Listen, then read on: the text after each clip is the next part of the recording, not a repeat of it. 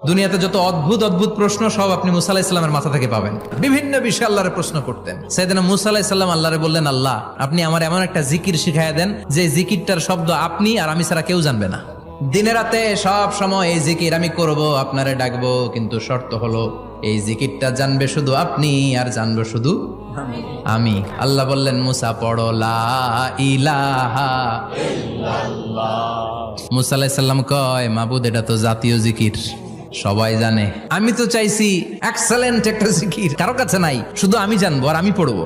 আল্লাহ বললেন, মুসা এই লা ইলাহাকে যদি এক পাল্লায় রেখে দাও, তাম বিশ্ব, সাত আকাশ, সাত জমিনটারে তুলে যদি তুমি আরেক পাল্লায় রেখে দাও, লা রাজাহাত কাফাতু লা ইলাহা ইল্লাল্লাহ, মুহূর্তের মধ্যে লা ইলাহার পাল্লা ভারী হয়ে যাবে। ও মুসা, তুমি যতই এক্সক্লুসিভ জিকির চাও, লা ইলাহার চেয়ে দামি জিকির আমার কাছে নাই।